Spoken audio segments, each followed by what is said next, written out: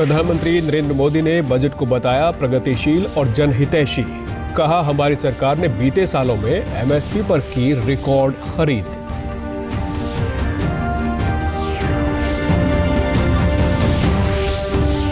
मुख्यमंत्री मनोहर लाल ने सुल्तानपुर राष्ट्रीय पार्क में वर्ल्ड वेटलैंड डे के अवसर पर कार्यक्रम को संबोधित किया। कहा, प्रकृति की गोद में ही सबका विकास है।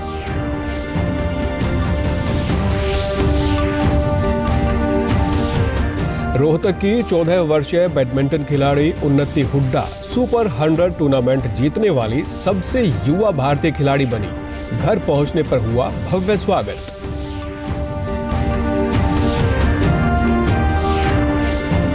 और अब 5वीं व 8वीं कक्षा की वार्षिक परीक्षाएं हरियाणा विद्यालय शिक्षा बोर्ड द्वारा ली जाएंगी। राज्य शैक्षिक अनुसंधान प्रशिक्षण परिषद से हरियाणा विद्यालय शिक्षा बोर्ड को मिली स्वीकृति पत्र।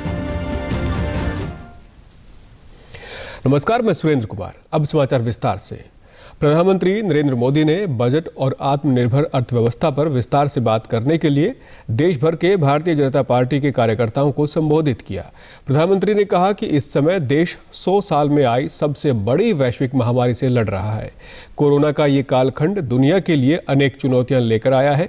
उन्होंने कहा कि एमएसपी को लेकर भी अनेक प्रकार की बातें फैलाई गई हैं, लेकिन हमारी सरकार ने बीते सालों में एमएसपी पर रिकॉर्ड खरीद की है। प्रधानमंत्री ने कहा कि सिर्फ धान की ही बात करें तो इस सत्र में किसानों को एमएसपी के रूप में 1.5 लाख करोड़ रुपए से अधिक मिलने का अनुमान है।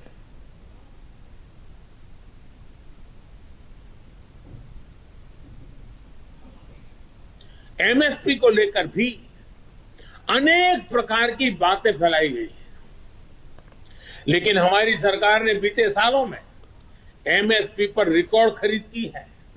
सिर्फ धान की ही बात करें, धान की जो सीधे सीधे छोटे किसान की जिंदगी से जुड़ा हुआ है, और छोटे किसान की खेती जेब के लिए नहीं, जीवन के लिए होती है।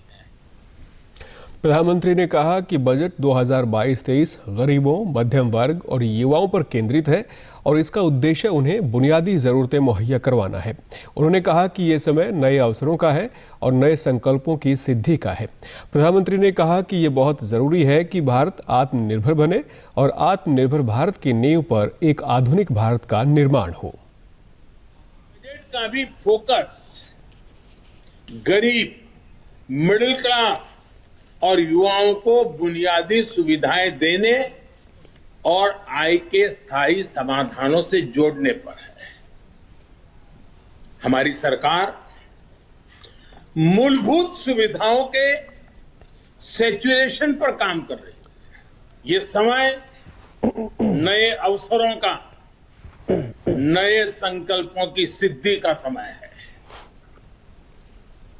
बहुत जरूरी है कि भारत आत्मनिर्भर बने। मुख्यमंत्री मनोहर लाल ने आज सुल्तानपुर राष्ट्रीय पार्क में वर्ल्ड वेटलैंड डे के अवसर पर बतौर मुख्य अतिथि शिरकत की। इस दौरान केंद्रीय पर्यावरण, वन और जलवायु परिवर्तन मंत्री भूपेंद्र यादव और केंद्रीय वन एवं पर्यावरण राज्य मंत्री अश्विनी चौबे भी मौजूद रहे। मुख्यमंत्री ने कहा कि विकास के नाम पर प्रकृति के साथ खिलवाड़ ना करें, तभी भावी पीढ़ियों को अच्छा पर्यावरण मिल पाएगा।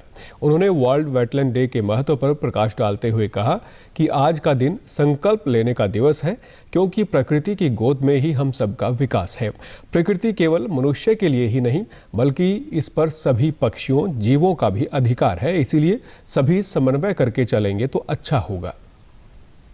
इधर लोगों का ध्यान नहीं है। विकास के नाम पर कई बार हम इस प्रकृति से साथ खेलते भी हैं और इसको यानी विनाश की तरफ भी ले जाते हैं। तो आज मैं उन सब संस्थाओं का भी आभारी हूं जो संस्थाएं पर्यावरण के नाते से बहुत जोर से अपनी आवाज भी उठाते हैं और उसमें प्रकृति को बचाने के लिए अपनी भूमिका को निभाते हैं। अब ये काम मनुष्य को, सबको करना चाहिए।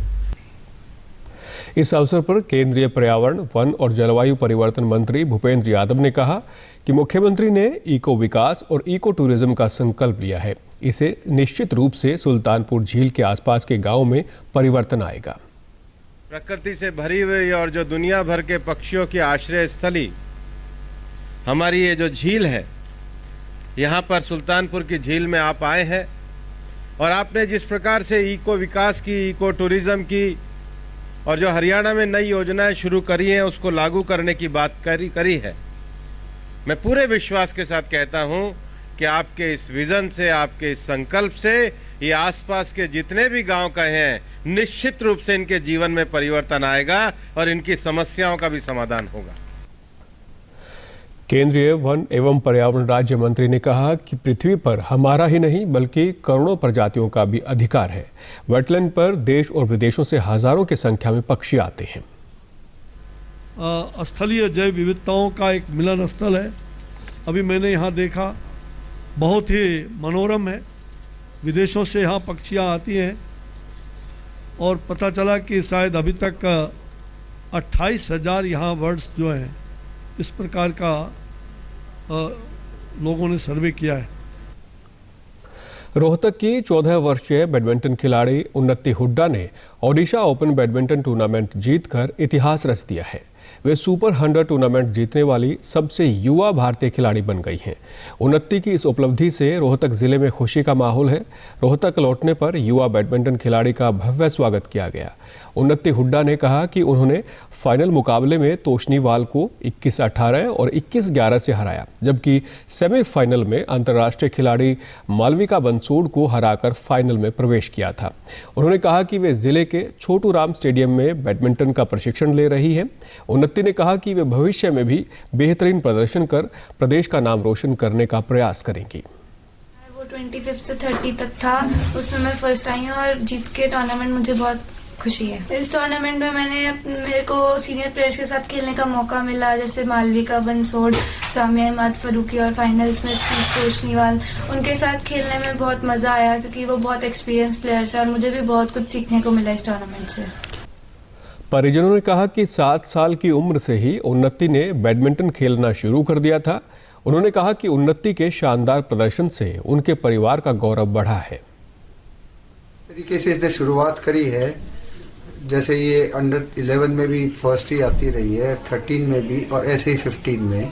तो जैसे हम फर्स्ट इंटरनेशनल खेलने गए इन्फोसिस, तो मैंने इसको बस एक ही बात बोली थी कि बेटा हमें अपना बेस्ट देना है। एक छोटी सी चीज, कुल 6.5 साल की जब ये स्टेडियम में जाने लगी थी और 7 साल की जो है ये टूर्नामेंट खेलने लगी थी। इसने नॉर्थ को जोन में अंडर 9 जीता इसने सबसे पहले, और उसके बाद तो ये सफर में 11 में टॉप पे रही। अच्छा लग रहा है, मेरा सपना साकार किया है इसने। मेरी बहुत इच्छा थी कि हमारे घर से खिलाड़ी भी निकले, क्योंकि सारे एजुकेशन से जुड़े हुए हैं, तो उन्नति ने हमारा सपना पूरा कर दिया। छोटी प्रदेश में अब 5वीं व 8वीं कक्षा की वार्षिक परीक्षाएं हरियाणा विद्यालय शिक्षा बोर्ड द्वारा ली जाएंगी। इस बार SCERT द्वारा 5वीं व 8वीं कक्षा की परीक्षाएं बोर्ड को लेने का अधिकार दिया गया है। हरियाणा विद्यालय शिक्षा बोर्ड के चेयरमैन डॉक्टर जगबीर सिंह ने आज भिवानी में पत्रकारों से बातचीत करते हुए कहा कि राज्य शैक्षिक अनुसंधान प्रशिक्षण परिषद द्वारा शिक्षा बोर्ड को 5वीं व 8वीं कक्षा की वार्षिक परीक्षाएं लेने का पत्र प्राप्त हुआ है। उन्होंने कहा कि अब की बार सिर्फ 8वीं कक्षा की परीक्षाएं होंगी। अगले वर्ष से 5वीं कक्षा की परीक्षाओं का संचालन भी बोर्ड द्वारा किया जाएगा। उन्होंने कहा कि 5वीं व 8वीं कक्षा की वार्षिक परीक्षाओं के लिए प्रश्न पत्र हरियाणा विद्यालय शिक्षा बोर्ड तैयार करेगा और मार्कशीट भी बोर्ड द्वारा विद्यार्थियों को जारी की जाएगी। शिक्षा बोर्ड द्वारा ली जाएंगी। जैसे बोर्ड पहले भी कहता आ रहा है कि भी इस वर्ष 8वीं कक्षा की वार्षिक परीक्षाएं हरियाणा विद्यालय शिक्षा बोर्ड लेगा। 5वीं के बारे में निर्णय अगले वर्ष में किया जाएगा। बोर्ड की आधिकारिक वेबसाइट पर किस प्रकार का प्रश्न पत्र रहेगा और किस प्रकार का नमूना भी हमने बोर्ड की वेबसाइट पर डाल दिया है, और मार्कशीट भी बोर्ड देगा। प्रश्न पत्र भी का डिजाइन और उसका जो नमूना बना है और प्रश्न पत्र सिलेबस क्या रहा होगा, ये SCERT से लेते हुए उनसे सलाह करते हुए आगे बोर्ड बढ़ रहा है। मुख्यमंत्री मनोहर लाल ने कहा है कि केंद्रीय वित्त मंत्री निर्मला सीतारमण द्वारा पेश किए गए वर्ष 2022-23 के बजट में डिजिटलाइजेशन और इंफ्रास्ट्रक्चर पर जोर दिया गया है। ये बजट किसान, रोजगार, शिक्षा और स्वास्थ्य सहित हर क्षेत्र व हर वर्ग के कल्याण का बजट है। मुख्यमंत्री ने कहा कि बजट में पर्यावरण पर भी अधिक बल दिया गया है। उन्होंने कहा कि अमृत बजट में किसानों का पूरा ख्याल रखा गया है। सरकार ने गेहूं और धान की खरीद के लिए 1.63 करोड़ किसानों को 2.37 लाख करोड़ रुपए का सीधा भुगतान करने की घोषणा की है।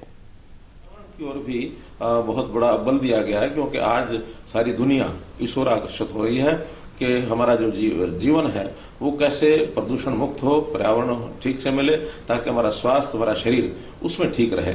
इसमें किसानों की बात भी कही गई है, इसमें युवा विशेष करके रोजगार की बात ये भी कही गई है, शिक्षा की बात भी इसमें कही गई है, और विशेष तौर पर स्वास्थ्य की दृष्टि से और कर्मचारियों का भी इसमें बहुत बड़ा एक ध्यान रखा गया है कि उनको खास करके एनपीएस में न्यू पेंशन स्कीम जो है उसके अंदर उनकी कैसे ध्यान रखा जाए, आगे उनको पेंशन का जो स्कोप है वो बढ़े।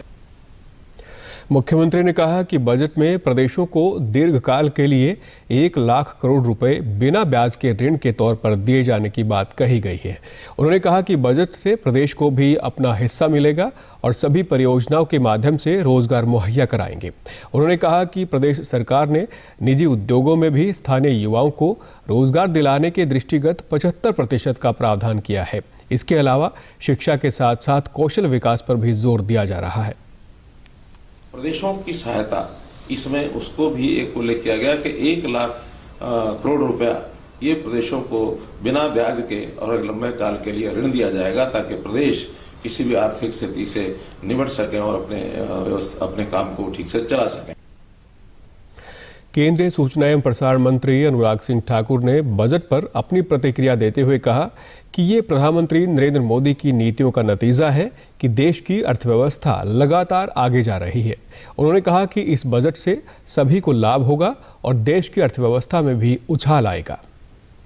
बजट का उल्लेख और विस्तार में उसकी चर्चा भी की और ये भी कहा कैसे आत्मनिर्भर भारत ही नींव बनेगा आधुनिक भारत के निर्माण की। सबसे बड़ी बात यह है कि 5.5 लाख करोड़ से बढ़ाकर 7.5 लाख करोड़ रुपया इंफ्रास्ट्रक्चर की स्पेंडिंग को बढ़ाया गया है। इसके अलावा स्टार्टअप्स को बढ़ावा देने के लिए 1 साल और इनकम टैक्स की छूट भी दी गई है।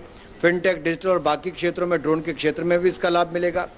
ड्रोन टेक्नोलॉजी का लाभ भी और नैनो टेक्नोलॉजी का, नैनो फर्टिलाइजर का लाभ भी हम किसानों तक पहुंचाएंगे, उनकी लागत को और कम करने के लिए और उनके मुनाफे को और बढ़ाने के लिए। हर क्षेत्र में 2.5 से 3 गुना ज्यादा वृद्धि हुई है। ये दिखाता है मोदी सरकार की नीतियों के कारण, कार्यक्रमों के कारण भारतीय अर्थव्यवस्था में उछाल भी आया है। भारत कोविड-19 के खिलाफ लड़ाई को मजबूत करने के लिए दुनिया का सबसे बड़ा टीकाकरण अभियान चला रहा है। केंद्रीय स्वास्थ्य परिवार कल्याण मंत्रालय के मुताबिक राष्ट्रव्यापी टीकाकरण अभियान के तहत देश में अब तक कोविड रोधी टीकों की 167 करोड़ 29 लाख से अधिक खुराक दी जा चुकी है।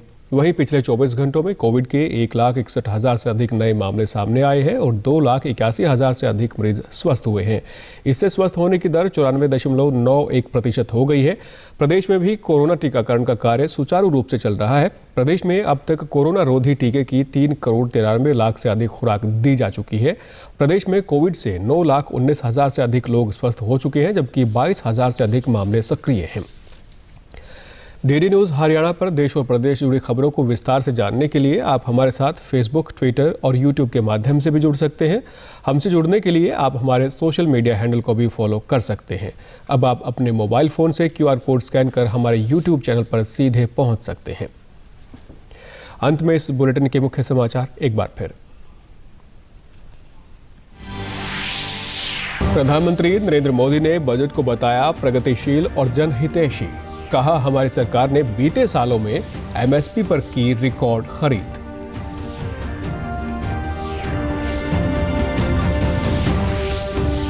मुख्यमंत्री मनोहर लाल ने सुल्तानपुर राष्ट्रीय पार्क में वर्ल्ड वेटलैंड डे के अवसर पर कार्यक्रम को संबोधित किया। कहा, प्रकृति की गोद में ही सबका विकास है।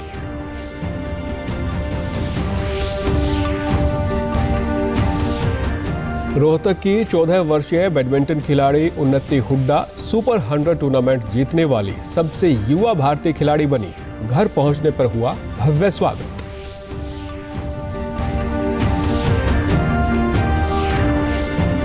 और अब 5वीं व 8वीं की वार्षिक परीक्षाएं हरियाणा विद्यालय शिक्षा बोर्ड द्वारा ली जाएंगी। राज्य शैक्षिक अनुसंधान प्रशिक्षण परिषद से हरियाणा विद्यालय शिक्षा बोर्ड को मिला स्वीकृति पत्र। सभी दर्शकों से अपील है कि आप जब भी घर से बाहर निकलें तब मास्क जरूर पहनें, 2 गज की दूरी बनाए रखें और एक नियमित अंतराल पर अपने हाथ धोते रहें। और अगर आप पात्र हैं तो टीकाकरण अवश्य करवाएं, तभी आप कोरोना महामारी से बच सकते हैं। आज के बुलेटिन में बस इतना ही। नमस्कार।